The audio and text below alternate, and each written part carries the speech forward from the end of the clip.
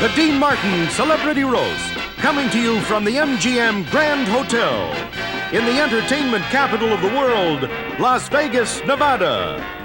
Ladies and gentlemen, from the beautiful Ziegfeld Room, tonight's star-studded roast has brought together some of the world's greatest entertainers. They've come from all over the world to be here tonight. Here in Las Vegas, in person, joining Dean Martin as he honors tonight's very special man of the hour, Jimmy Stewart.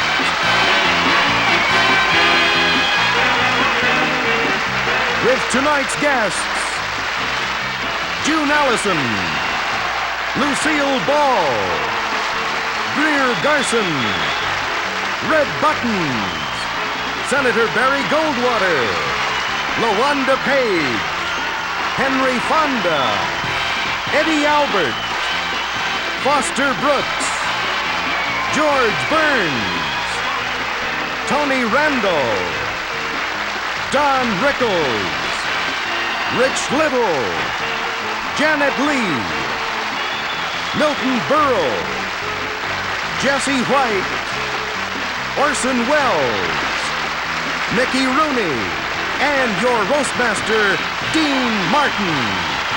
With tonight's man of the hour, Jimmy Stewart.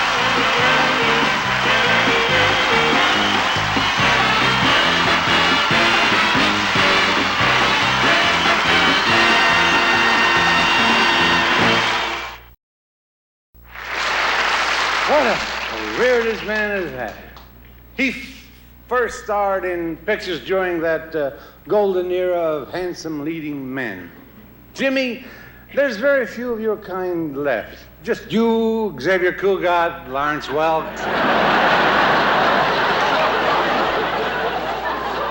He's shy.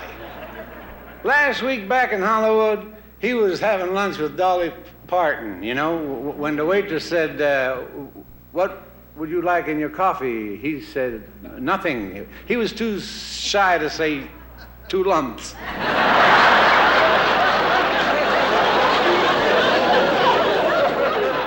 I don't know of a nicer guy than him. He's the only person I know who would interrupt an orgy to ask if anybody wanted coffee or cake, you know? Last night I took Jimmy to see Hallelujah Hollywood here at the MGM Hotel. One dancer came out topless, so Jimmy ran up on the stage, tried to cover her up with his hat. Fortunately, he has a small head. At the hotel here, he has the room next to mine. And I know every time Jimmy is in a romantic mood, because I can hear his wife Gloria snoring. He's such a poor soul. Every night his wife makes him take out the garbage. And he lives in a hotel.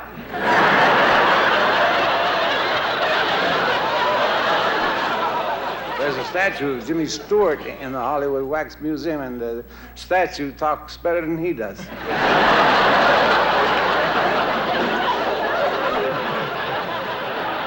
One of my favorites. He just won about every honor there is. Most recently, the Golden Award on the Agva Entertainer of the Year show. He started making America laugh on TV 30 years ago, and they haven't stopped since. Ladies and gentlemen, the wonderful Mr. Milton Berle.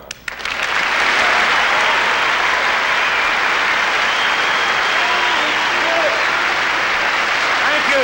What a night. What a night. What a night. What a night. Thank you very much. Thank you. Dino, I spoke to your doctor. It's okay. You're still alive. Tonight, ladies and gentlemen, we are honoring Jimmy Stewart, a man who has brought a new meaning to the word Valium.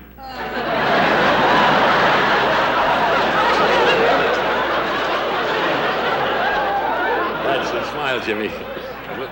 You look like a basset hound who forgot where he buried his bone.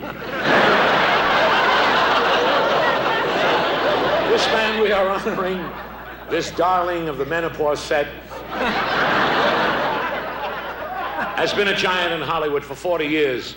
When he walked through the MGM gates, starlets would follow him all over the lot. And now, years later, he still has the girls following him, but he can't remember what for. Today, this man is a sex symbol for women who no longer care.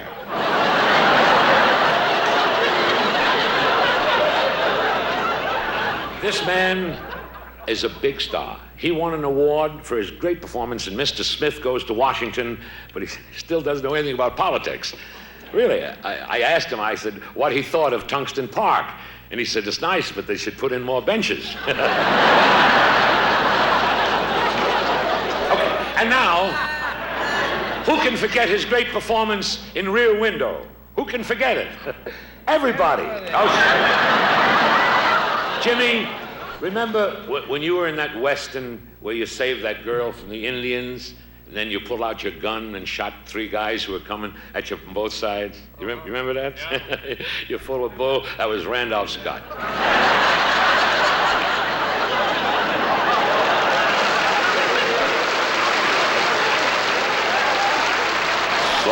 Slowing up. He takes vitamin E and his wife takes iron pills. So when he's ready, she's rusty.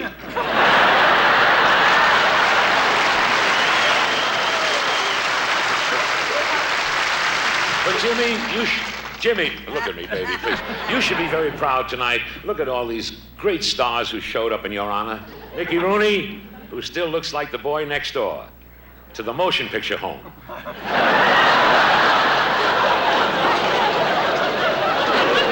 Now there's LaWanda Page, very talented, and she's very big in real estate. She moves into rich neighborhoods and starts ghettos. Jesse White. Sorry, LaWanda told me to say it that way. Tony Randall, who always has an expression on his face like he's smelling a gas leak.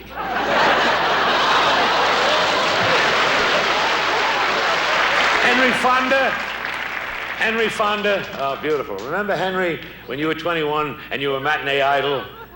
Today, 1 matinee and he's idle for a month.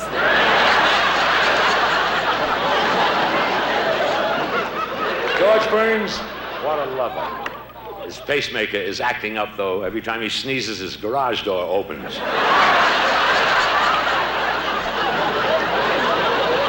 Senator Goldwater, I want to ask you, why is everybody picking on Jimmy Carter? He hasn't done anything.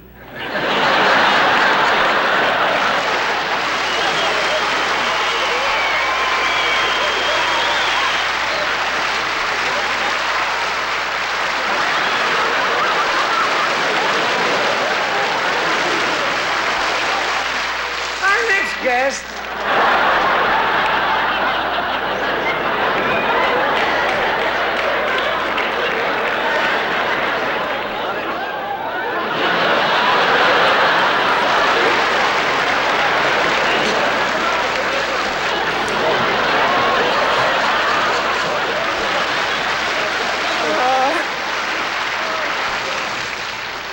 The dictionary defines funny as comical, droll, or provoking laughter. Our next guest fits all of those definitions and more. Ladies and gentlemen, the First Lady of Television. You gotta hesitate when you say her name, because she is the First Lady. Miss Lucille Ball.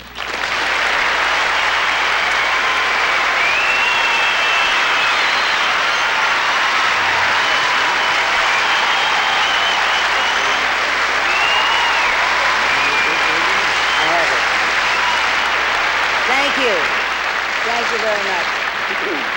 And thank you, Dean. Thank you very much. I'm very proud to be here this evening honoring my good friend Jimmy Stewart. I've been Jimmy's neighbor for over 15 years, and I know him as a shy, home-loving man. That's why I'm shocked that he's even here tonight. I've never seen him up this late.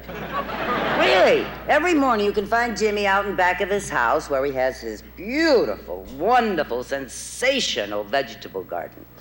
And you know, he is so gentle, he can't bear to hurt a thing. He doesn't even spray the destructive insects. True. I saw him on his hands and knees lecturing a snail. He's such a thoughtful and considerate neighbor. In order not to disturb anyone, he has his New Year's Eve party at 2:30 in the afternoon. In July. Things are so quiet around his house, the city made it an honorary hospital zone.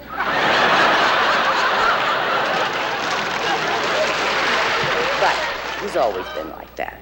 Even in the early days when we started in pictures together, he told me that his idea of a romantic evening was soft lights, sweet music, and champagne. No girl, just soft lights, sweet music, and champagne. Let me put it this way. Next to Jimmy Stewart, Fred McMurray is electrifying.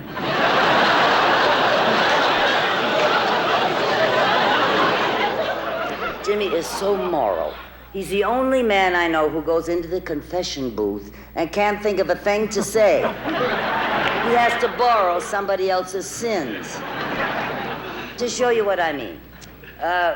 As somebody just said, we arrived in Vegas last night and we went to see a show, and it turned out to be a nude review. And while the naked girls were dancing on stage, Jimmy kept nudging me, asking, when does the juggler come on?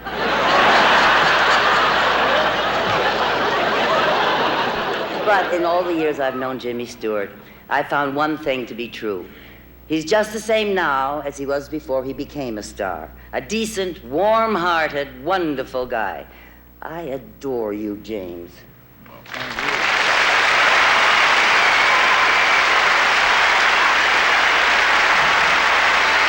Miss Lucille Ball, ladies and gentlemen.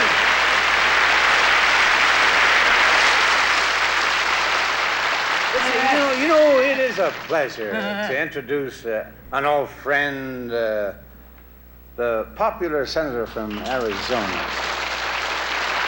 Garagiola.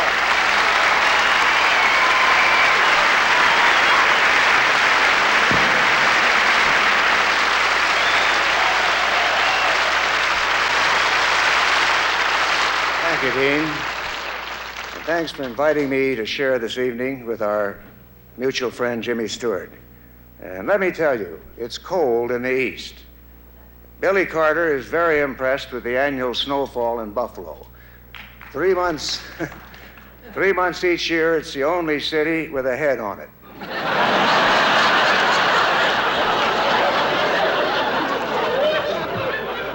I just forgot so bad the other night in Washington, there was a little nip in the air, and Dean Martin drank it.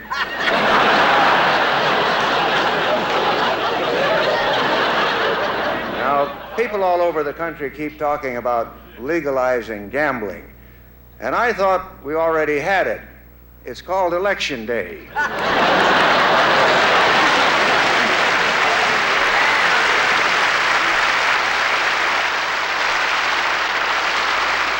But speaking of losers, the last time I saw Dean and Jimmy Stewart together, they were in my home state of Arizona. They came over there to make a movie they called Bandolero. And in the movie, Dean and Jimmy were lost in the desert. The horses were gone, their lips were parched, their tongues were swollen, and they crawled up to a water hole. And that's when the director said, "Cut," and called in Dean's stuntman to drink the water for him. I've always respected Jimmy Stewart for his patriotism, and also because he's a very concerned citizen. And Jimmy, in response to your sincere interest, I'm happy to tell you that the Senate has just drafted a new anti-crime bill. Unfortunately, on the way to the House, it was stolen.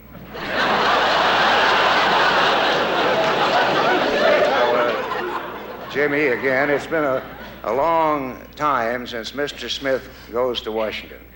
And from where I sit, it seems that things have changed a bit in Congress. We can see much more clearly now. For one thing, nobody has to sit behind Bella Abzug in her hat anymore. And after all these years in Washington, I now realize what it takes to become the president. Apparently, it helps to have a brother who sits at a gas station drinking beer all day.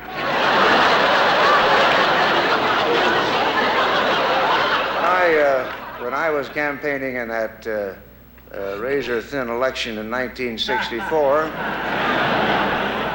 I should have told everyone that Dean was my brother. Jimmy and I share many interests. We are both pilots and aviation enthusiasts. Thank you. In fact, this year is kind of an anniversary for Jimmy. 50 years ago, Jimmy made his first airline flight across the country, and just last week they delivered his missing luggage. Jimmy's too much a modest man to talk about his exploits during World War II, but I'd like you to know Jimmy's entitled to wear 12 different medals, including the coveted Distinguished Flying Cross, and he's here tonight without any of those medals. He left them all at home, pinned on his pajamas.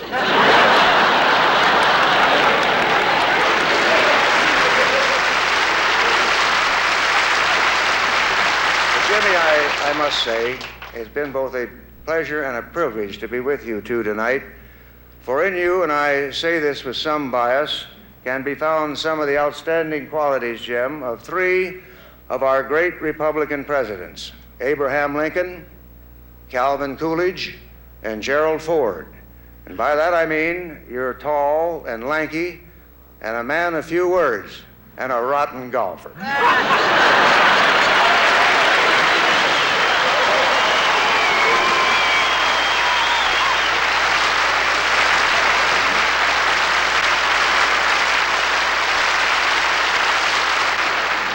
You know, there's an old saying that behind every man's success is a woman.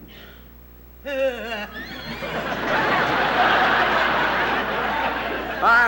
next guest has known Jimmy Stewart from the very beginning of his career. She served as his inspiration. She encouraged him, supported him, and her belief in his talents are responsible for what he is today. Here she is, the epitome of femininity, Miss Gladys Ormfeet.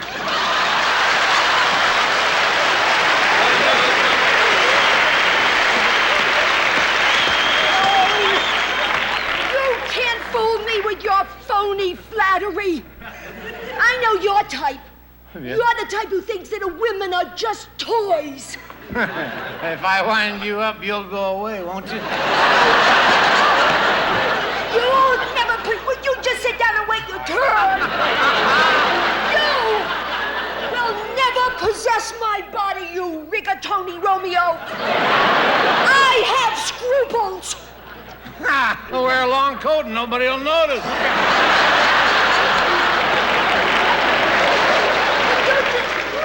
Would you just sit down? You know, I don't trust any man. You're all designing and devious. Not after what Jimmy Stewart did to me. I am the woman who made his career possible. The one who had undying faith in his future. And do you know what this ungrateful cad did to me? He left me behind. Yeah, a lot of men left you behind. But at an animal shelter? How could the man I adored do that to me? Oh, Jimmy. You were the man of my life. Jimmy, you were my whole life, my knight in shining armor. You were my whole reason for being. Do you know, ladies and gentlemen, that when we walked together, my bosom swelled with pride?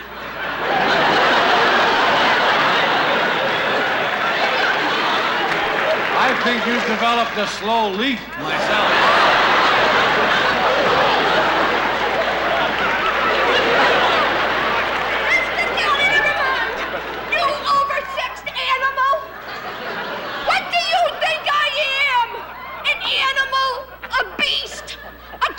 Who crawls in the night? Keep going, you're getting close.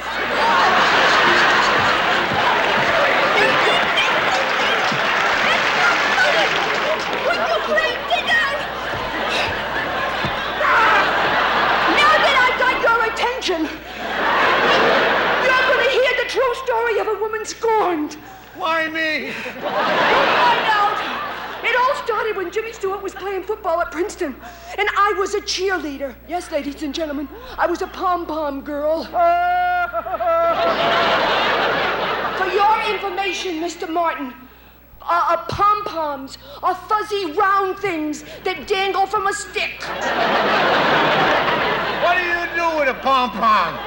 You take your pom-poms and you throw them over your shoulder, Mr. Martin. I'll believe that when I see it.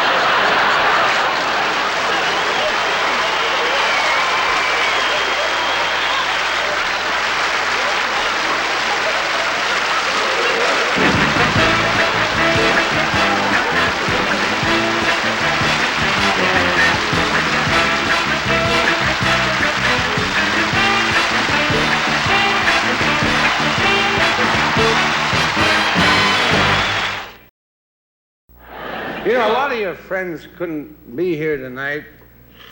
Oh, they're lucky. So they sent some wires, and here's one.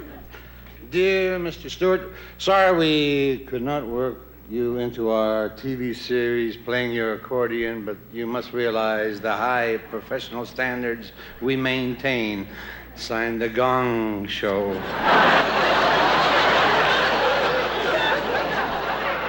Here's one from Jimmy Stewart.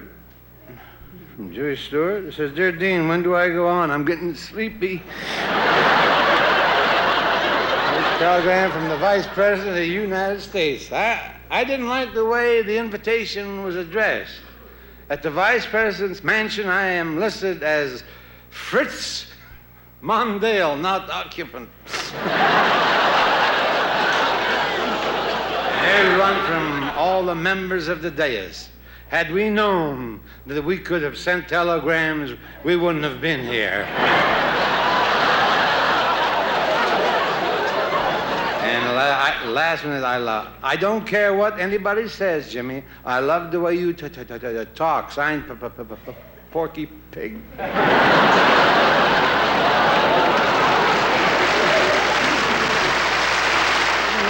Nobody knows a leading man like a leading lady. So we invited a lovely lady who was one of Jimmy's co-stars at MGM. Ladies and gentlemen, a wonderful, most respected actress, the beautiful Miss June Allyson.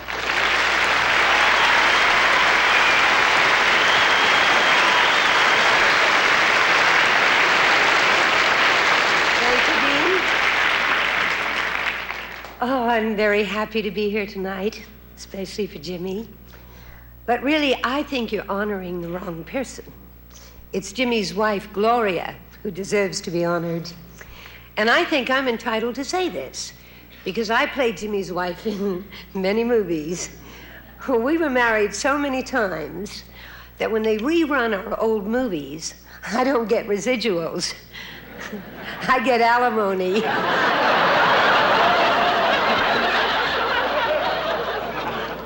In every picture we made, I was the wife Jimmy left behind. In the Glenn Miller story, he traveled with his band. And in the Stratton story, he was always playing baseball. And he was overseas in Strategic Air Command. And the only time anyone got to see me on the screen was when I got to read a letter. You know, I didn't really have a husband. I had a pen pal.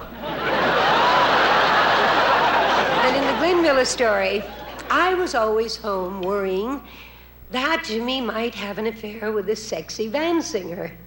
Well, you could hardly blame me. Who knew Doris Day would turn out to be a virgin?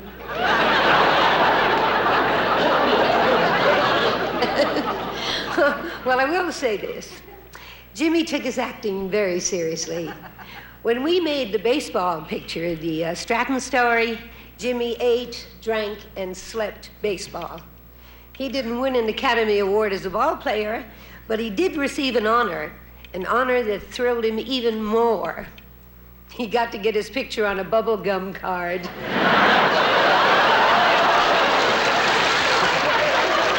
If for nothing else, you have to love Jimmy for being such a quiet and mild-mannered person. And nobody was more surprised than I when Jimmy became a bomber pilot in World War II. Gloria tells me even today he can still handle a B-36 and a B-47. Not the airplanes, the vitamins.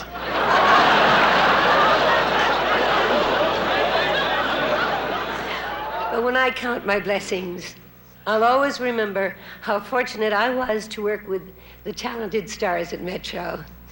But I never met a more talented or a nicer man, or one I love so very much, than Jimmy Stewart.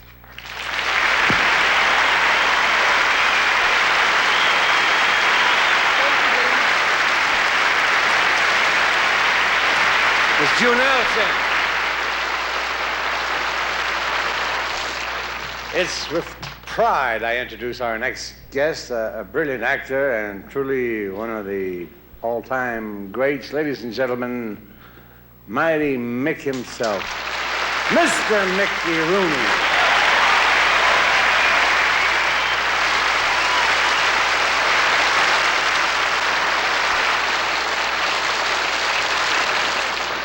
Jimmy, ladies and gentlemen, I'm not standing in a hole down here. But I want to thank you, Dean, for the very nice introduction. I'm very happy, needless to say, to be here for the great Jimmy Stewart, because I happen to be a good friend of his. I'm not sure, however, that he's a friend of mine. Every time I walked past him backstage, he was singing Short People.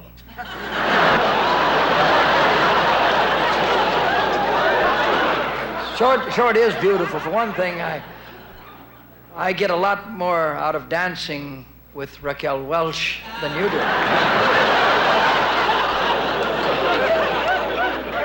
I happen to know that he had another problem, Mr. Stewart did.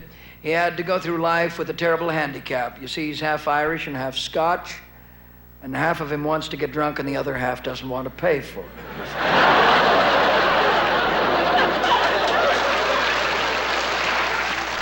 But in spite of his many problems, he did become what we call a real superstar. And if Jimmy liked you, if he liked you, you knew that you had it made.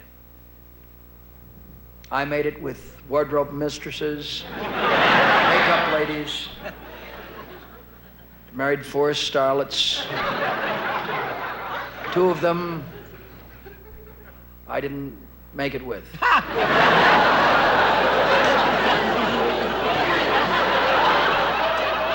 I can tell you this, I have never denied going out with the ladies, though, Mr. Stewart. But that was just a phase, you might say, friends. It lasted for about 30 or 40 years. But I'll tell you, Dean, Jimmy had some leading ladies who were actually what we call beauties. He even made a movie with one of my ex-wives. Who hasn't?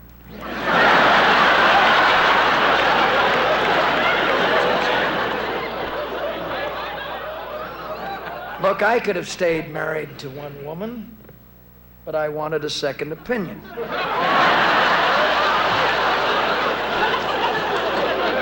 Jimmy was such a square. You want to know how much of a square Mr. Stewart was? How much of a square was it? He had a crush on a girl in one of his movies. The producer said to Jimmy, "Jimmy, you can use my casting couch." So he went in and went to sleep on it.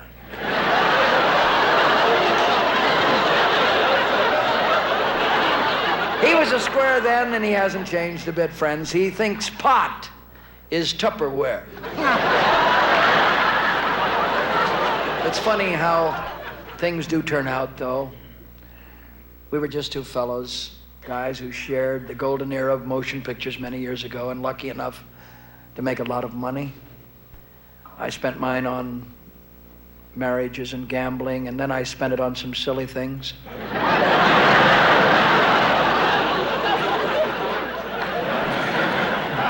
Jimmy spent his on real estate, friends, and we've shared a lot in the past, and I'd like to say we're still sharing.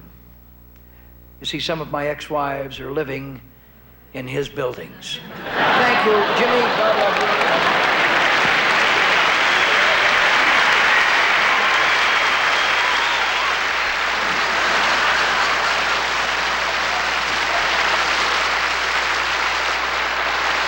Someone who has become one of our regular roasters, a lovely lady with a big warm heart. Her heart is so warm that she can fricassee you with her tongue. Miss LaWanda Page. LaWanda Page is here.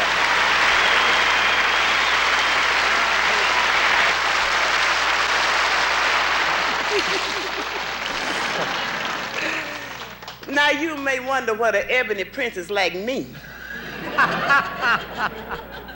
is doing up here with all these honky sports. Well, NBC hired me to do the color commentary. Eat your heart out, Phyllis George. Black may be beautiful, but scarce on this dais. Keep your hands to yourself, you tipsy turkey. I know where your head is at. Good, I was wondering why I left it.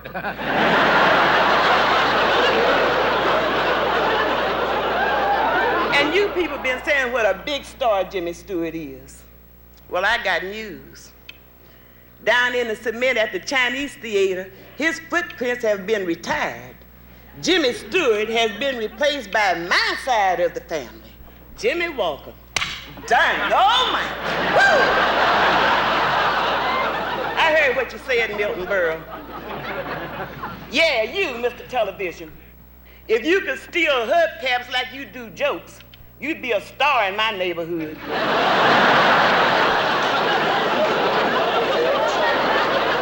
And you can't afford to talk you, Mickey Rooney. Honey, after Short Stuff here saw Roots, he went to Ireland to trace his family tree and found out it was a stump.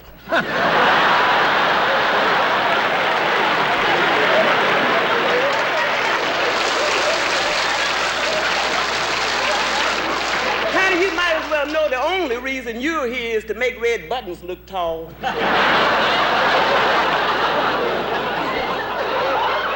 Senator Barry Goldwater, you getting to be an old joke, too. Still wanting to be president. Daddy, you got about as much chance as the Pope has for being arrested for wife beating. Sure, you still popular in Arizona, but what does a cactus know? And talking about cactus, brings us to that cactus-faced old rummy Foster Brooks. Foster, if Count Dracula ever bit your neck, he'd get a Bloody Mary. June Allyson, I don't know what you're doing here with all these dirty old drunks. You were always so sweet and pure and innocent. You make Donnie and Marie look like Bonnie and Clyde. And there's that old buzzer George Burns laughing. He's so old, he carries polygrip on dates in case he wants to nibble on a girl's ear.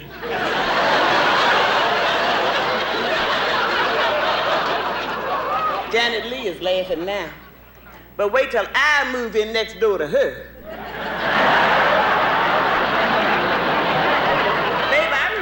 In that movie, Sicko. Doing all that screaming. You taught me one thing, honey. Never shave your legs in a shower.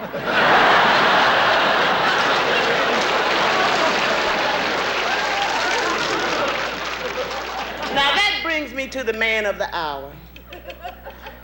Now, I can't say anything bad about you, Skinny. Except your mama ought to fed you better. Ain't enough meat on you to make a sick dog a bowl of soup. You look like a side order of spare ribs that's been gummed by the Harlem Globetrotters.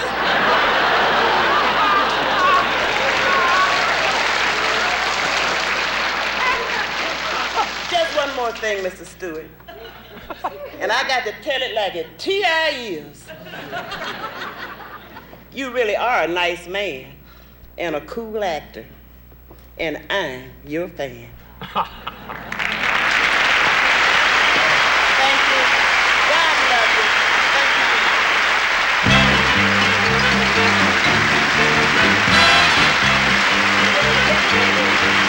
LaWanda Page. She's always ahead.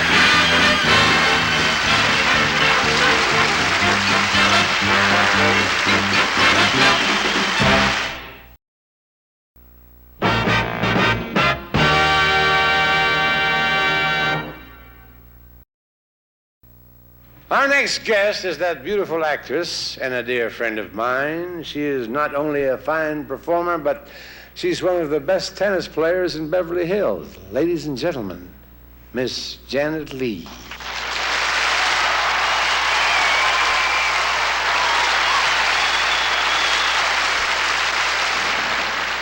I can't tell you how truly happy I am to have been asked to this Jimmy Stewart roast. He is a very dear man. You know, some years ago, we made a Western together called The Naked Spur. And I was all excited because I had a crush on Jimmy, and the script called for us to play a love scene. I pursed my lips for a burning kiss. Jimmy moved closer to me, reached out, and shook my hand.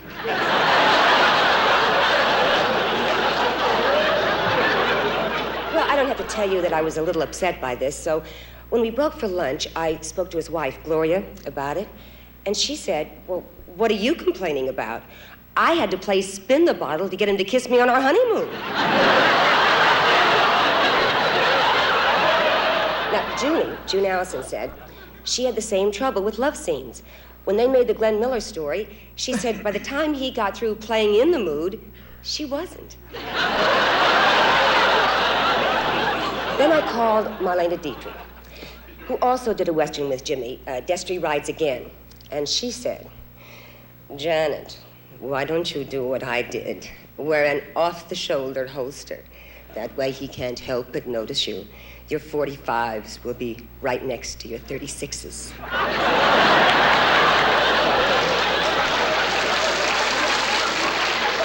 And then I realized the secret of this sensational kisser. All those years of stammering and stuttering and saying, wah, wah, wah, wah, well, made the muscles in his lips so strong that they were like steel-belted radials. I mean, forget about your Burt Reynolds or Paul Newman. When it comes to kissing, Jimmy Stewart has the pucker power.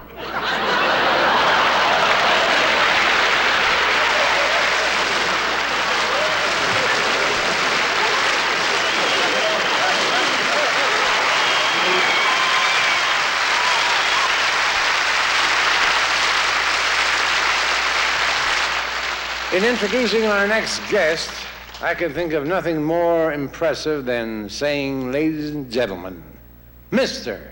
Henry Fonda.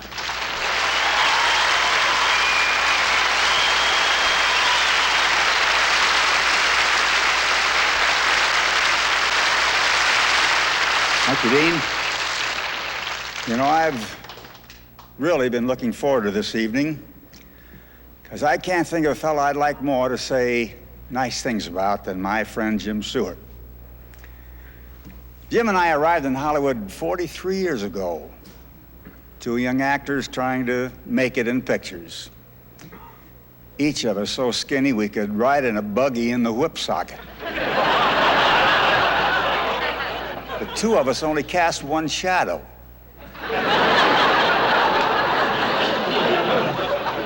Over the years, we made some movies together. One of them was Fire Creek. I played a bad guy, and Jim had to gun me down. Before that, we did one called On Our Merry Way. We played two musicians who were so bad, everybody wanted to gun us down.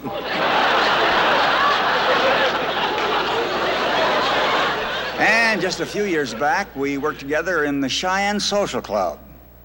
We were a couple of cowpokes, moseying around one of those typical establishments of the Old West, where men are men and they paid women to prove it.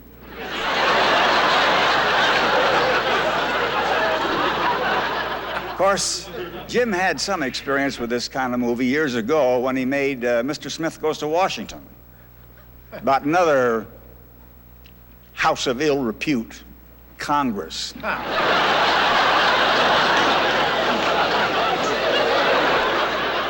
I guess knowing how far Jim and I go back is probably the reason why I was asked to come on tonight and show you some of the unique, special qualities that have made Jim unique in the world of movies. The subtle nuances that belong only to him. In other words, the great moments of James Stewart on film. In Jim's first film, Rosemary, we get a good indication of that Stewart magic to come. Here we see a young and very thin Stewart, a prisoner on horseback, being taken in by a Royal Canadian Mountie, Nelson Eddy, for having killed another Mountie. And I'm calling you.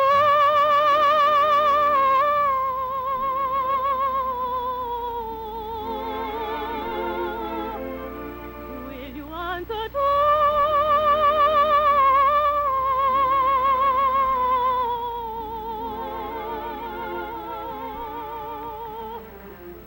You know, women are funny. Don't seem to understand you gotta have some excitement. I'll take Sis there, for instance. She's been plugging away at that music ever since I can remember. I wouldn't work that hard for anybody. As I looked at it, I realized it may not have been such a great moment for us, the viewers, but considering how skinny Stewart was, sure a great moment for the horse. Beats the hell out of carrying Orson Welles.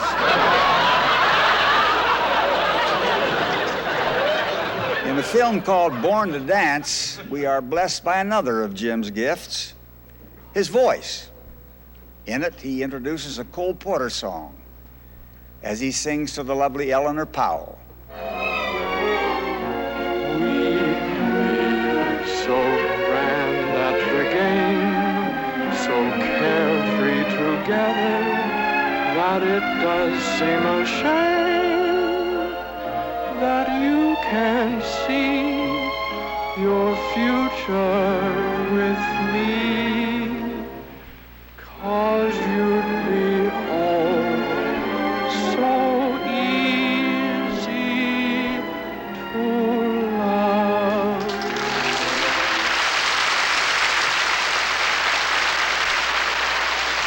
Well, I think we found the only thing that's thinner than Jim, his voice. But undaunted, he kept right on singing. This time to Katharine Hepburn in his award-winning movie, The Philadelphia Story. Somewhere over the rainbow, way up high, there's a land that I heard of once in a lullaby. Somewhere, and the dreams that I dare to do. Don't stop, Mikey. Keep crooning. In this scene, Jim is demonstrating two things: his incredible strength in picking up Miss Hepburn, and the fact he's no Judy Garland. But he did a wonderful impression of Dean. Is that an alcoholic beverage? Yes, why? For me? No, it's for Tracy. Why, do you want one? Listen, I'd sell my grandmother for a drink. You know I love my grandmother. Well, Uncle Willie's around in the pantry doing weird and wonderful things. Tell him I said one of the same. Mind if I make it two? That's between you and your grandmother.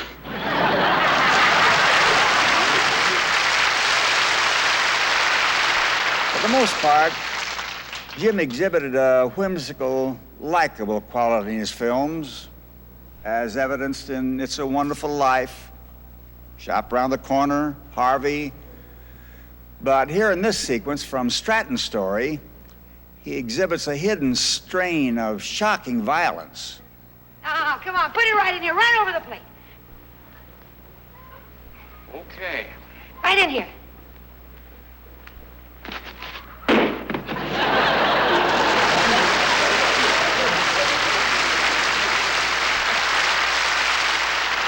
kind of violence that could make Charlie Bronson look like a cocktail waitress.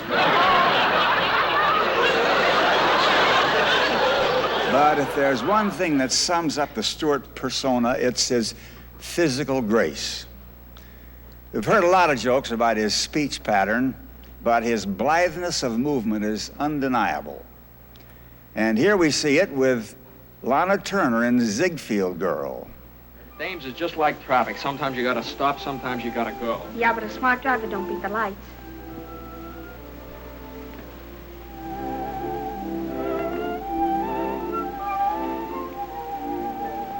Okay.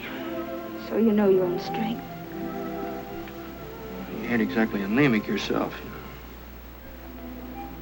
Show's out at 11:30. I'll be there at 11:28.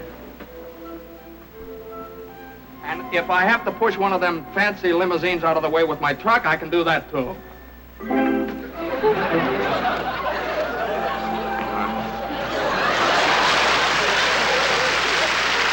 Jim, you and I are survivors of what's been called the golden age of Hollywood. We've come a long way in a lot of years together, and just think, one day we might make it into the Hollywood Wax Museum together.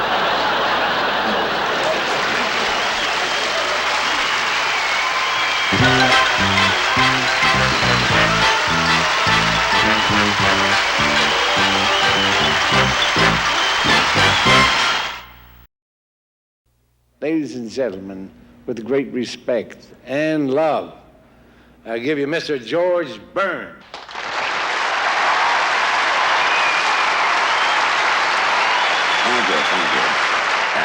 Thank you, Dean, for that sweet introduction.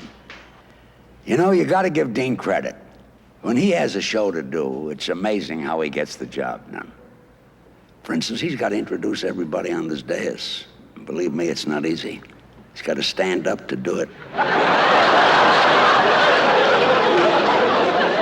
fact, the doctor gave Dean 1 day to stop drinking. Dean picked January the 20th, 1999.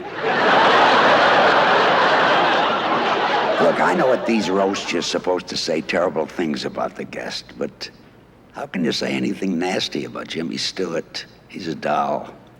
I'd even like to take him out dancing. So nice, I'd even let him lead. Of course, I wouldn't try it in Florida.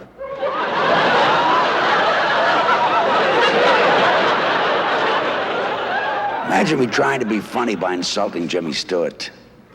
He's so happily married, so quiet, so gentle, so tall, so contented, so pleasant. There's not a laugh in that group.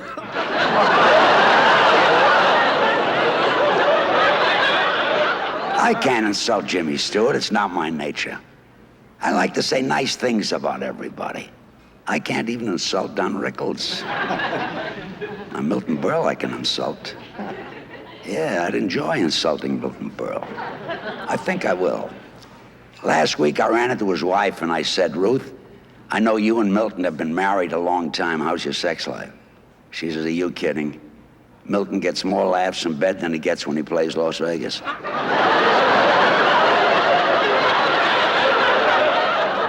But I still have another problem. What to say about Jimmy Stewart? He managed to live 50 years in Hollywood and never had his character blemished. He's a perfect citizen. Whenever there's a wild party with the booze and the girls, when Jimmy hears about it, it makes him mad, because he's never invited. I love Jimmy because he's so casual and so easygoing, and he talks slow, and he listens slow, and he eats slow, and he walks slow, and yeah, he does everything slow.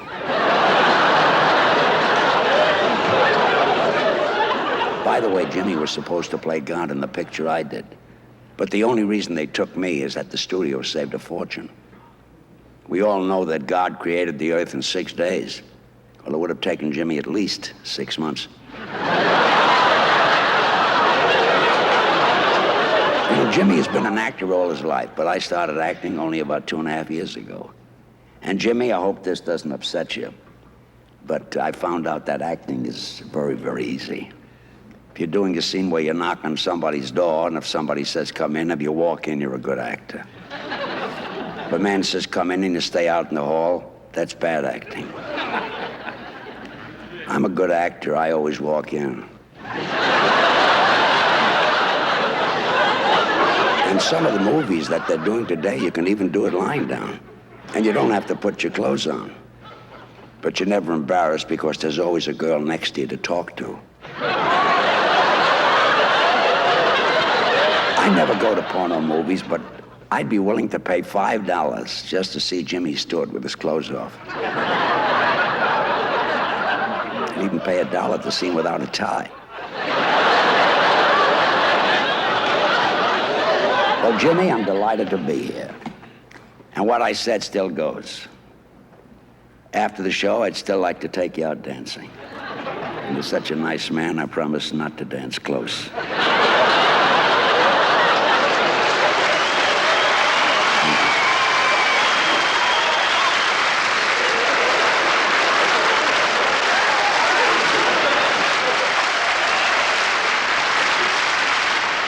Some of the greatest moments we've ever had in motion pictures were brought to us by our next guest. All you have to do is think of such movies as Random Harvest, Blossoms in the Dust, Madame Curie, and of course, the unforgettable Mrs. Miniver. And you think of only one person. Ladies and gentlemen, it's my pleasure to present Miss Greer Garson.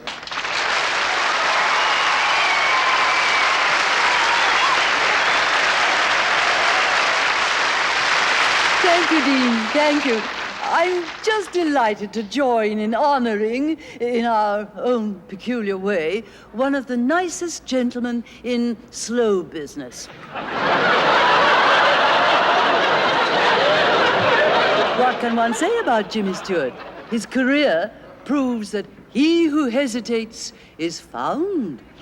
Here's a perfect case of a man who brought glamour to the drama with a stammer.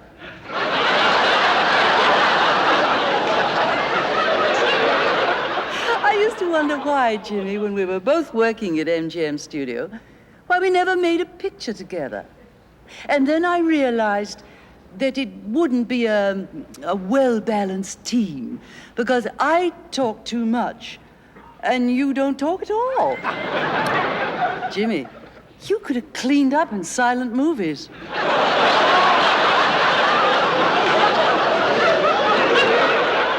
Everybody makes fun of the way he talks. But shucks, gee whiz, golly, if Jimmy started talking like the rest of us ordinary folk, hundreds of impressionists would be unemployed. Yes, ladies and gentlemen, imitations of his mannerisms as an actor are familiar stuff. But it would be quite a challenge for anyone to try to duplicate Jimmy Stewart's range of real lifestyles. He's modern, so he goes often with his lovely Gloria to Africa on safari, hunting not with guns, but with cameras. Nice? He's old-fashioned, so he goes to church on Sundays. He's the only Air Force general I know who hobnobs on theater stages with a 6-foot invisible rabbit. A deep bow to his royal shyness. And for this courtly occasion, we offer a small poem. Begging your indulgence. I call it Ode to a Norman Rockwell character. In the golden years of Hollywood, MGM was stacked with leading men who had certain things that Jimmy Stewart lacked. No shoulders broad, no muscled brawn. He was skinny and long like a cable. In fact, you'd have to take 3 of him to make just one Clark Gable. So what has he got, this Jimmy of ours, that somehow sets him apart? The certain appeal of the honest and real. that works its way straight to your heart. He's sweet, kind, and shy. He's our favorite good guy, so why do I have to say more? Though his hair's gray, you see, yet he always will be America's boy next door.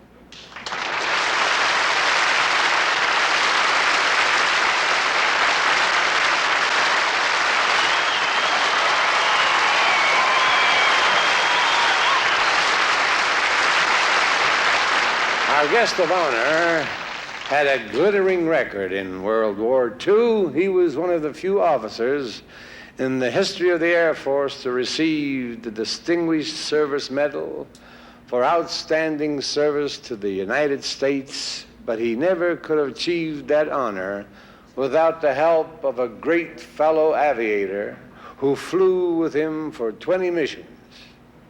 As a surprise to Jimmy, that fabulous flyboy is here tonight.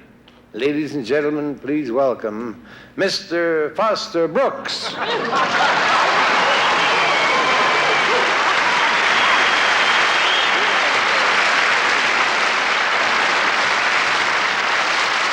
Thank you, Dolly Parton.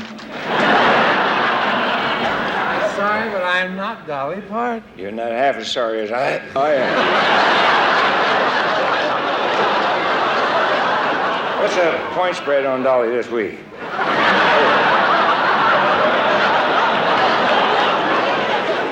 It's a real thrill for me to be here to pay tribute to my old flying buddy, Jimmy Stewart. Jimmy Stewart. The tall, skinny guy over here. I can still recall the day I first met Jimmy. It was at the air base in England. We were in a briefing room, walking around in our briefs.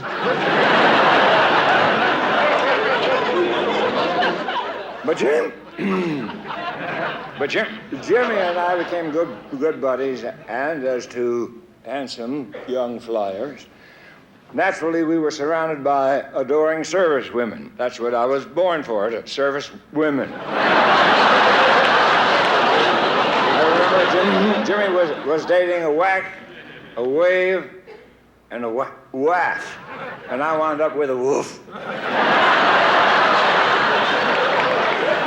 I always got the dog.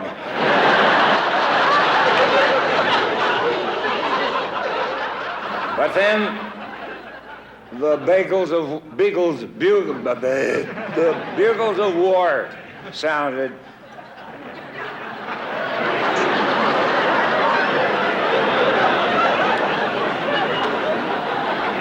And on our first mission, Jimmy was the pilot and I was the navigator.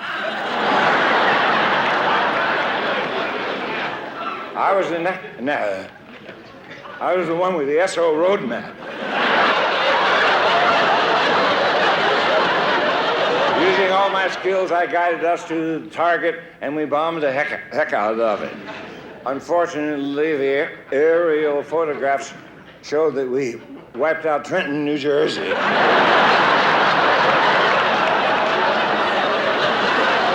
Nobody's perfect. After that, Jimmy made me his tail gunner, and he even offered me a bonus. Every time I shot down some Messerschmitts, he gave me a Messerschlitz. And I was doing real good until on one mission we were in the thick of battle, and Jimmy yelled, "Action at 2 o'clock! Action at 2 o'clock!" I opened fire at 2 o'clock and shut off my wristwatch.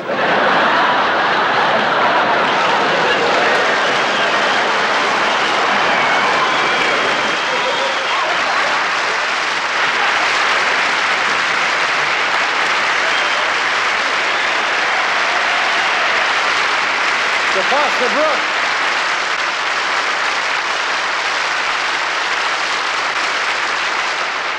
Ladies and gentlemen, let's welcome the co-star of the popular television series Switch. Mr. Eddie Elver.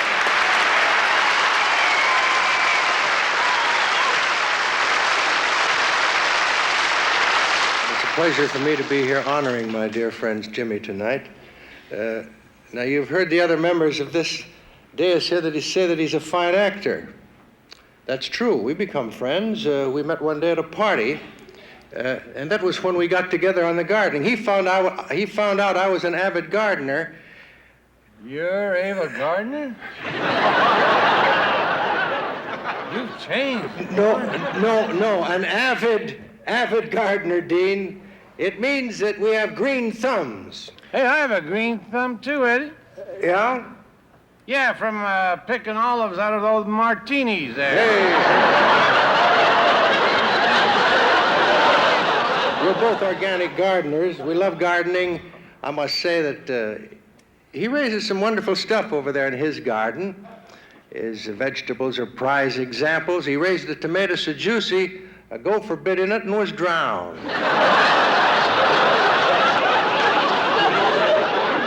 He sent me some vegetables from his garden. Let me try these. Woolworths. He sent me, oh, this is marvelous. He sent me some vegetables from his garden. I ate organic peppers, organic onions, organic cucumbers, and the next morning I had organic heartburn.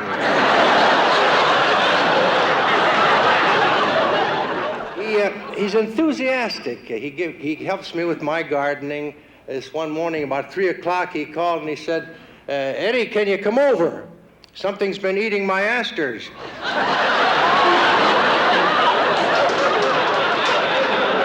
He's shy and he's decent. I was showing him how to cross-pollinate 2 flowers, and during the process, he looked the other way.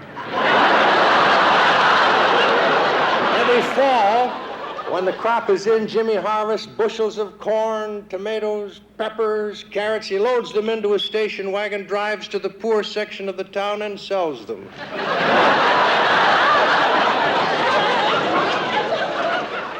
The flower he's proudest of, seriously, though, is his wife, Gloria. On their wedding anniversary, Jimmy gave his wife, Gloria, something very enriching, down to earth, a 50-pound sack of bandini.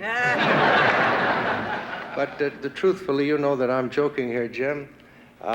It's all been in good fun, and I'd like to use just a second or two here to tell you that, in my opinion, you're one of the most decent and sweetest guys we got in our town. I'm proud to be your friend, and that's not bandini.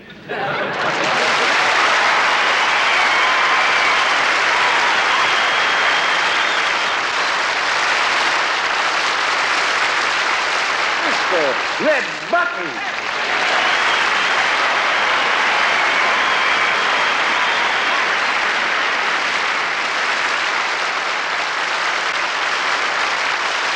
What? The question tonight is what? Are we giving this man a dinner? He's some of the biggest actors in the history of the world. Never got a dinner. Orson Welles, who said to Anita Bryant, "Stop picketing me. What I am is a thespian."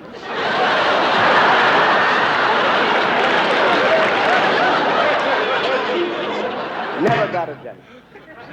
Jimmy Cagney, who said to Mickey Mouse, "You dirty rat." Never got a dinner. Charlton Heston, who said when he came down from Mount Sinai with the 10 Commandments, funny, he didn't look like George Burns.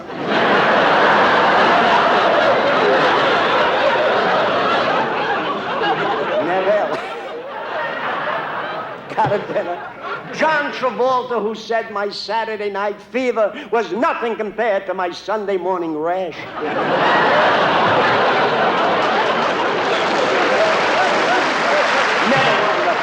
This man gets a dinner. Rudolph Valentino, the silent screen star who once said,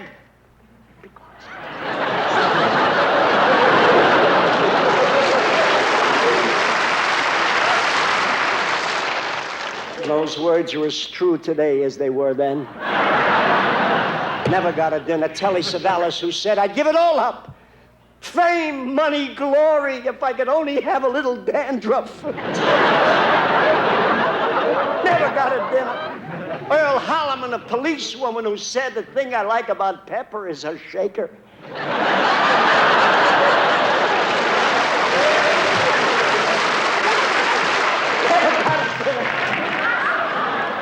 Sidney Poitier, who said to Paul Newman, let's do one called Butch Cassidy and the Sunburn Kid. Never got a dinner. Dolly Parton, who said to a doctor, are you sure it's a chest cold? Never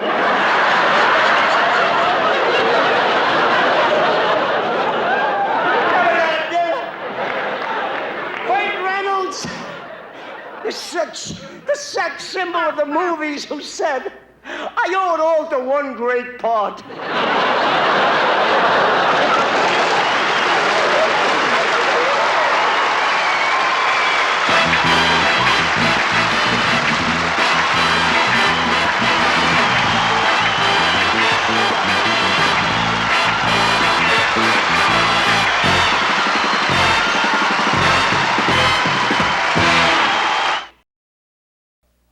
Well, here's a fellow who's a fine actor, and I'm sure you all know he was Felix on the hit show The Odd Couple, and now you see him every week as Judge Franklin on his own show.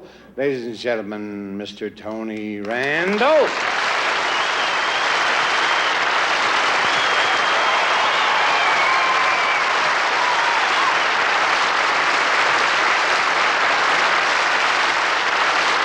As long as I'm here, I may as well use this opportunity to air a few grievances I have, Mr. Stewart. Some I've held long in my heart. I confess I'm jealous of Jimmy Stewart. It isn't quite fair, it seems to me. I've studied to be an actor. I've worked long and hard. My parents sacrificed that I could improve my diction and speak, in the words of Shakespeare, trippingly on the tongue. This man sounds as though he has a mouthful of rice pudding. And he's a star. I can recite the entire soliloquy of Hamlet in the amount of time it takes him to say, well, gee whiz. It's excruciating to me. Hear him talk in the movie. I saw one film in which he speaks so slowly that by the time the film was over, we were in the sequel.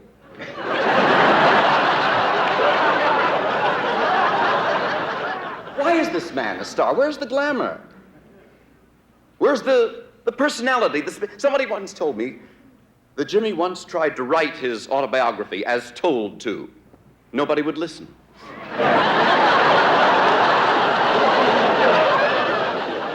But once you see Jimmy Stewart on the screen, you'll never forget him. All his performances are exactly the same. He always plays himself, you see, which is deadly.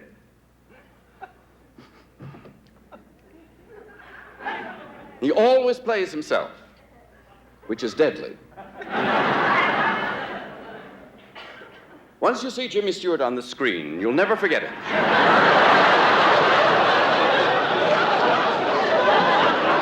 You have a telegram for me? Tony, you can use a cigar. You may get a laugh. I'd like to tell Mr. Berle what to do with this cigar.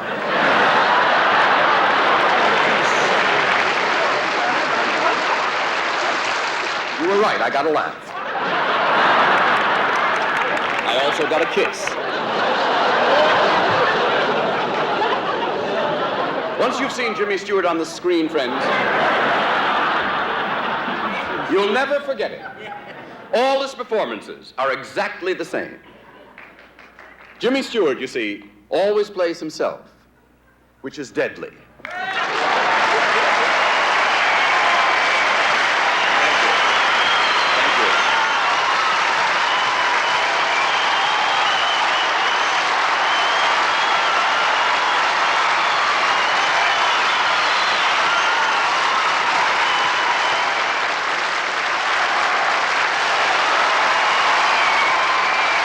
Ladies and gentlemen, good man, Mr. Rich Little, funny.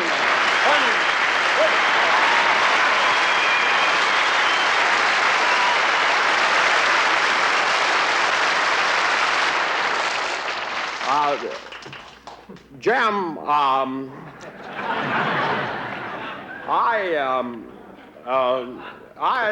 it seems to me that you know, and the thing is that what are you trying to say? What are you trying to say? What are you well, trying to say?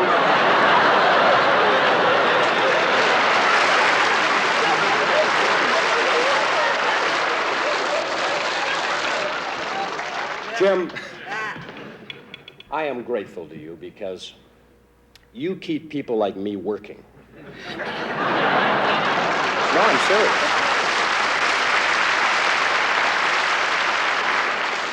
And you're probably imitated by more people than anybody in show business.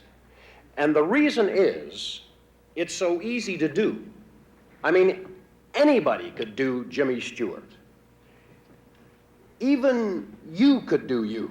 Now, Jim, I don't want to brag or anything, but I've noticed lately that your Jimmy Stewart is just, well, it just isn't what it used to be, you know?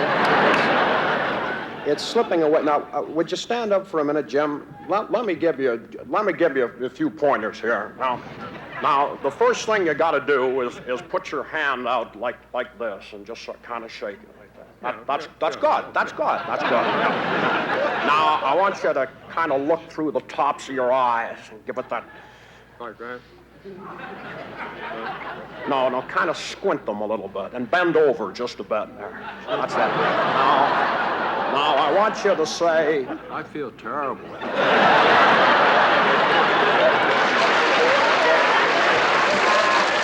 How do you think we feel? We've been watching you for 30 years do this.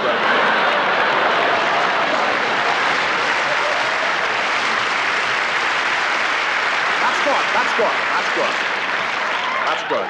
That little nose thing was great. That gives you a little character there. Now, I want you to put the hand out, look through the tops of your eyes and say, wow. Just like that. Wow. Try it. Wow. No good. That's terrible. I mean, that is bad. Did you ever hear such a bad Jimmy Stewart in your life? What do you say, audience? Can you do better than that? Huh? Everybody stand up. Come on, I'll give you a chance to adjust your shorts. I want you to put your hands out. Now look through the tops of your eyes, and at the count of 3, everybody go, wow. Ready? 1, 2, 3. Wow.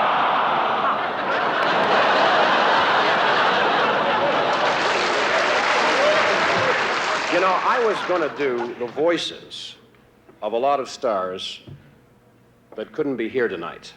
But I'm not going to do that now. I would like to do the voices of a number of stars who are glad they couldn't be here tonight. For instance, John Wayne. Don't get me wrong, Pilgrim. I think you're a hell of an actor. But when it comes to Westerns, forget it. We made a picture called Liberty Valance. This guy doesn't know the first thing about Westerns. First day on the set, he comes to me and he says, Duke, is it true the harder you pull the trigger, the further the bullet will go?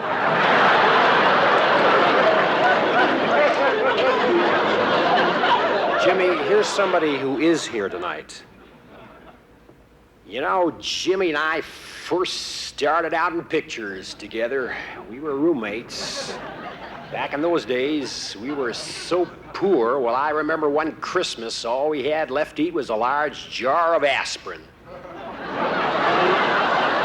Didn't fill us up, but I'll tell you one thing. I haven't had a headache in over 37 years.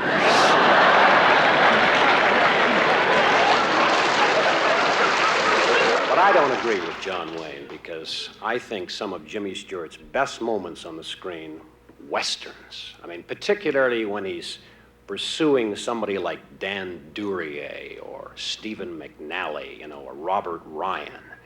You know, when he kind of comes up with them and goes,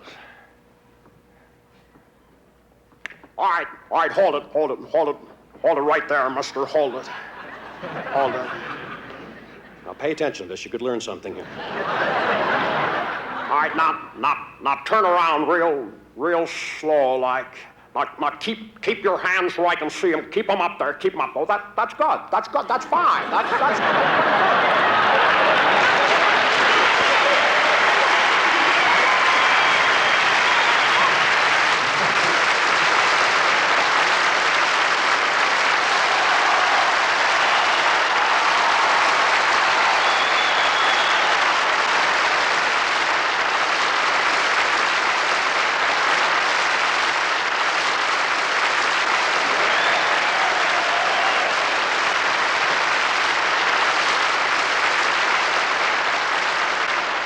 Our next guest is one of the most familiar faces in show business. He's been in many movies, appeared in a lot of Broadway plays, but you know him best as the loneliest washer repairman in town.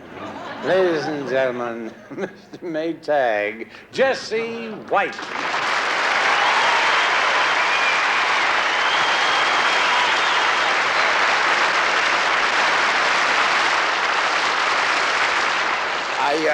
I'm really very flattered to be here at this wonderful tribute to my dear friend, Jimmy Stewart. We've been friends for over 35 years. And the amazing thing is that he still looks the same, old. The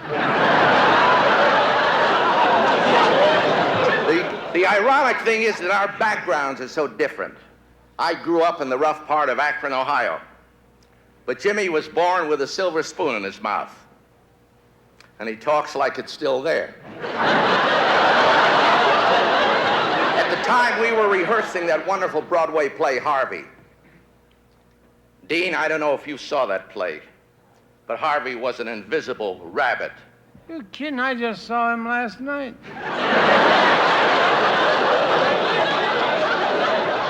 When the play was a big hit, one of the biggest hits in the history of the theater, and Jimmy and I had a lot of fun on the road.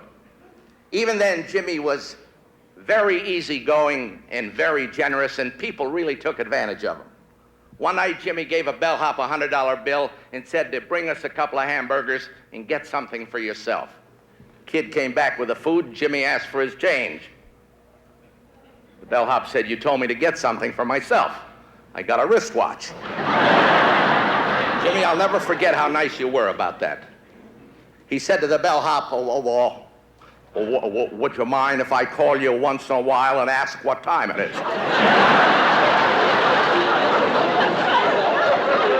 I'm going to say something, and I mean it really from the bottom of my heart. You were responsible for bringing me out to Hollywood when we did the Harvey movie, and you're really one of the nicest guys I've ever had the pleasure of working with in our business. And I say this very sincerely. If at any time your Maytag needs fixing, call Sears.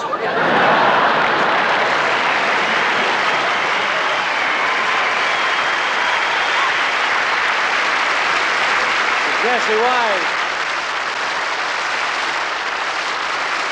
One of the pleasant surprises on the NBC network this year is CPO Sharkey. The shows have been consistently funny. It's gaining in popularity and is a big hit on NBC this season. One of the reasons for that is the star of the show. Ladies and gentlemen, welcome to the world of hostility and abuse, Mr. Don Rickles.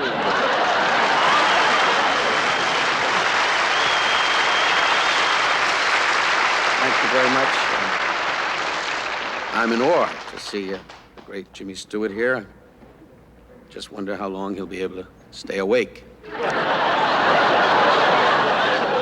are so many great stars here to honor you. By the way, thank you, Dean, for your kind words. You've always been a good friend to me, and I appreciate it. Really know Frank Sinatra, huh? I mentioned your name to him the other day, and he just drove right over my face.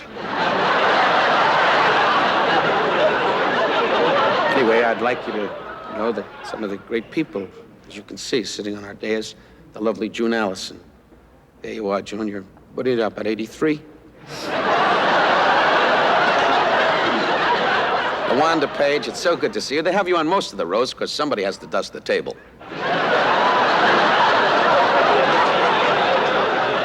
Saw Red Fox the other day, just standing on the corner going, I'm Red Fox. Keeps trying to pass himself off as a mulatto fighter pilot.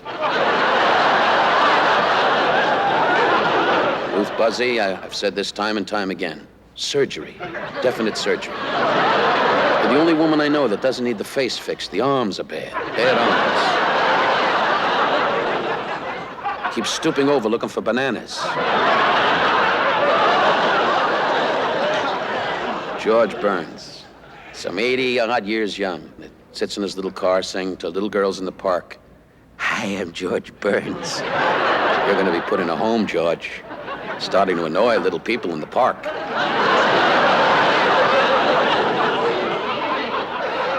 Anyway, some of the great stars are here. Senator Barry Goldwater, the great senator. Too bad you weren't president, but then you'd have no time to do this. But I do tell you, Eddie Albert, what a great actor you are. I've seen your lovely wife in Viva Zapata just laying around the rocks making tacos. And of course, Henry Fonda. Jesse. You were so great. When Tyrone Power and you just jumped on your horse and went right through the window trying to get out of Missouri. It's all over though, Hank. And Lucille Ball, who said to Gary Morton,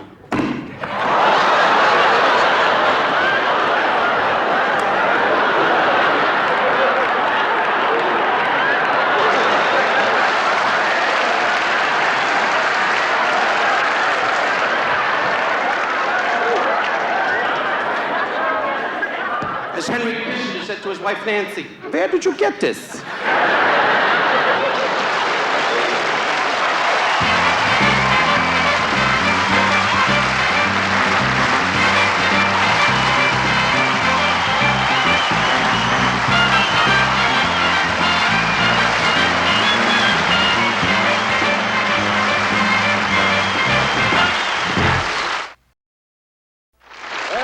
It's my great pleasure to present the giant in the entertainment field, a man who never fails to give these roasts a touch of class. Ladies and gentlemen, my dear friend, Mr. Orson Welles.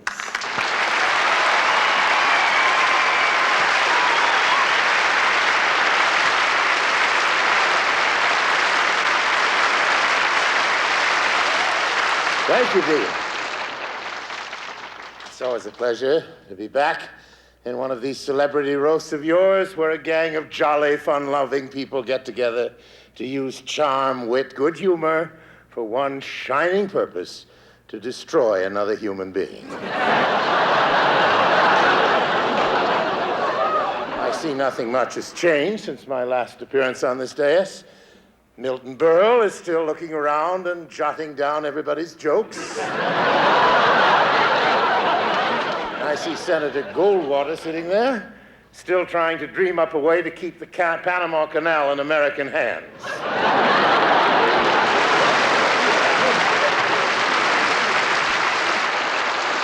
This evening we're assembled to honor Jimmy Stewart, who is not only a fine actor, but whose very image as a man seems to be typical of all that America used to stand for. And I say used to, because today's screen heroes are a far cry from that gentle, non-violent fellow Jimmy has been portraying throughout his long and triumphant career.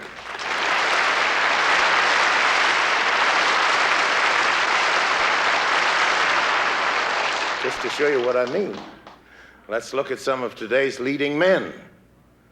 I saw Charles Bronson in a movie recently, where Charles, certainly a fine actor, merely playing what the public wants him to play, grabbed a beautiful girl, pulled her out of a room, belted her in the chops, and threw her down 3 flights of stairs. And this was the love scene. Jimmy may have hemmed and hawed, but he never hit.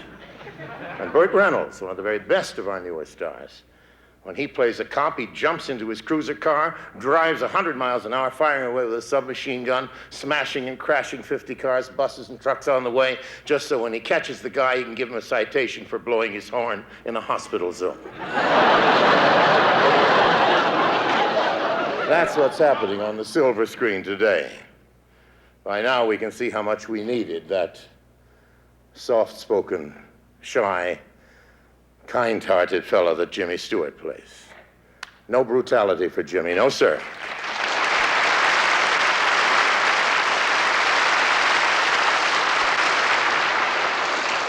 And as for mindless violence, why, even in Jimmy's picture called The FBI Story, which sounds like a perfect excuse for gunfire, car smashing, well, Jimmy did it the decent way in one scene while he was chasing John Dillinger, that notorious criminal.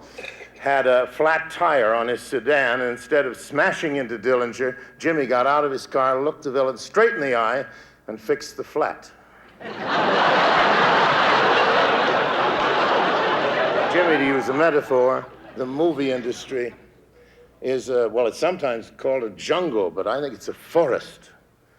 A forest made up of 1 million different plants and trees and shrubs. And some of these plants have a brief day in the sun. They flower quickly, but they can't seem to sustain, so they wither away. Hollywood has seen a lot of these. But a career like yours, Jimmy, is an evergreen. Rain or shine, it keeps growing because it has a kind of beauty and purpose that will never die. That's what we've always seen in you. Something that will be here when all the fads and fancies are long gone. As an image, Jimmy Stewart is indelible. As an actor, well, I saw him on the stage in New York long before he went to Hollywood, or long before Hollywood got him. No, that's wrong. Hollywood never got Jimmy Stewart. He was the conqueror. He was and is superb. And I use that word very carefully. I pause for a parenthesis. I'm the only actor on this podium who has not attempted to imitate you, Jimmy, because in my view, that's all we can do.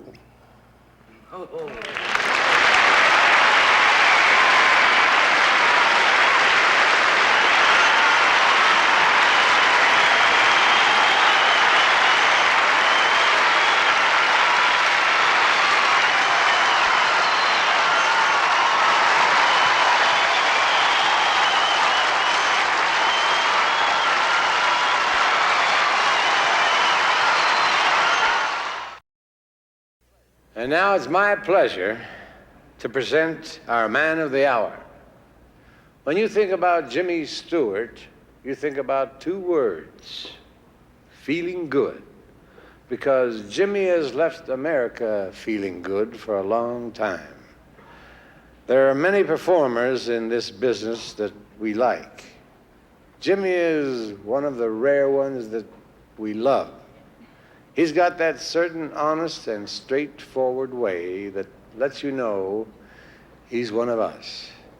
And this is reflected in the way he's lived. A heroic career in the service of his country, a wonderful family man, a concerned citizen. Ladies and gentlemen, I'm so proud to have for a pal our man of the hour, a great American, Mr. Jimmy Stewart.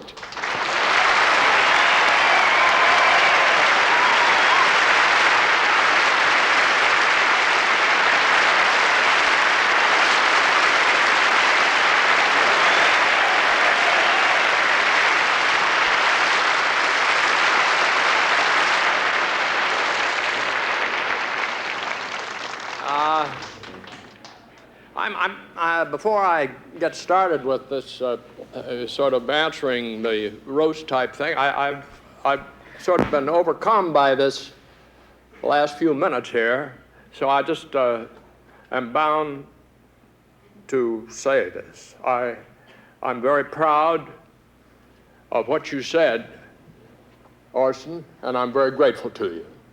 And I'll always be grateful. And it was wonderful of you to choose this time to say it, and I'll never forget it. Thank you.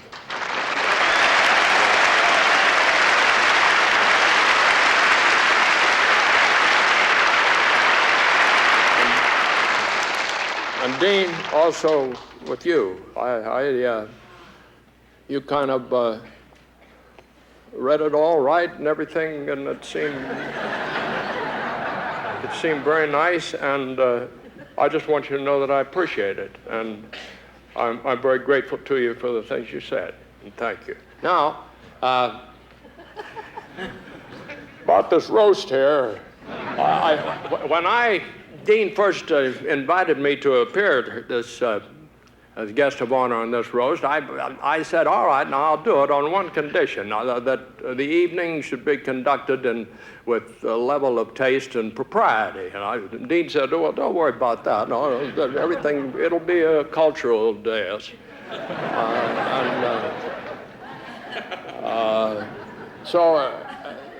So far this evening has been as cultural as looking at the famous gold mask of King Tut and finding the words made in Japan.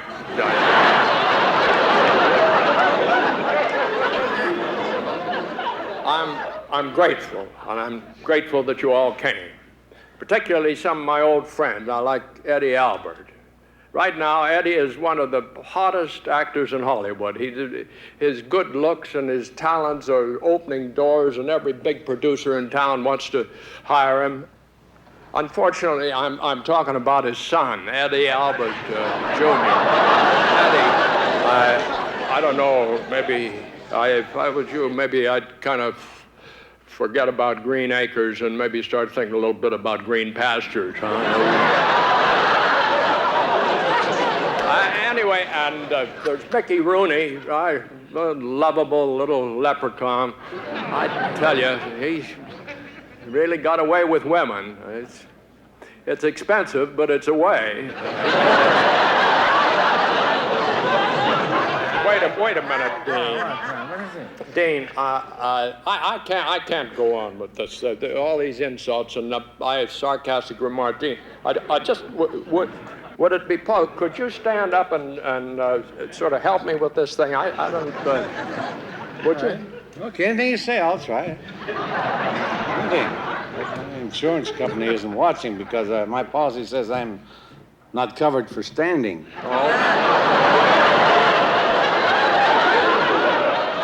Well, anyway, I guess I'll just thank my friends, and then you can zing them from there. You mean like, remember the famous words of Billy Graham, who once said, if the good Lord meant for us to walk around in the nude, he'd have never created Ruth Buzzy? That's it.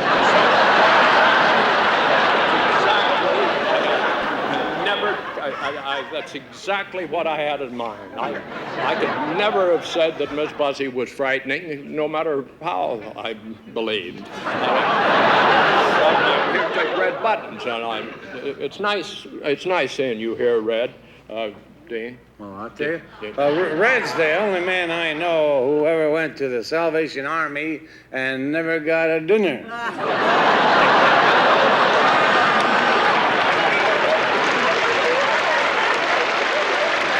Not only that, he once went to a house of ill repute and never got a sinner.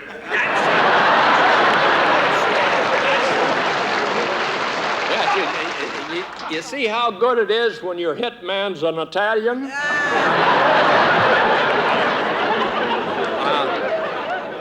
Senator Goldwater, I'm honored by your presence. The senator is a great believer in solar energy. He just hired Farrah Fawcett to sit on his roof. And George Burns is amazing, isn't he? Even though he's in his 80s, he thinks young.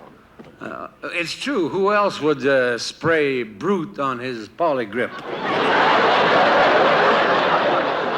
And, of course, I never get tired of Rich Little. He does such wonderful impressions, Dean. Well, he's been doing Richard Nixon so long. Last night he erased 18 minutes out of his act.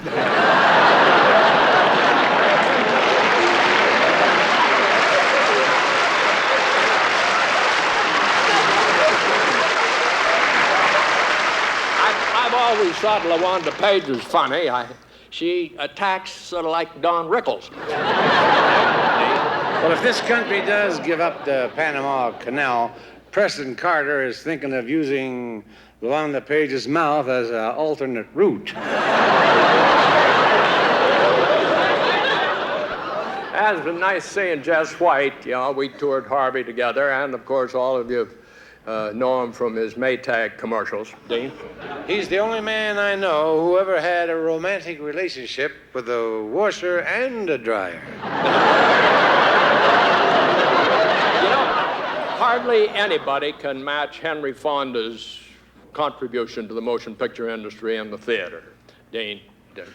Yeah, when he checked in last night and was walking through the lobby, all the people were pointing at him saying, "There goes Jane Fonda's father." Well, it's so good to see Lucille Ball here. Dean? Oh, she's not really here. She's a rerun.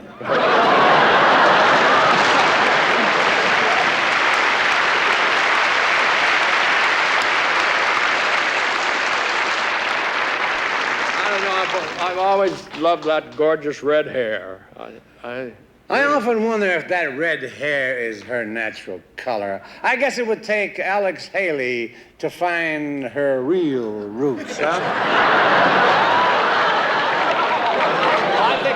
I think you can handle Foster Brooks without any problems, Dean. Oh, well, poor Foster. He can't even call up Alcoholic Anonymous anymore. His breath melts the foam. And I've watched Tony Randall on his new show, and he's very good as a judge, Dean. Yeah, last week on his show, he said to a woman attorney, "I'd like to see your briefs." Yeah. Besides being beautiful, both Janet Leigh and Greer Garson are very strong for women's equality, Dean. They're all wrong about women being equal to men. I'm sorry, but I just can't look at Raquel Welch as just another one of those guys.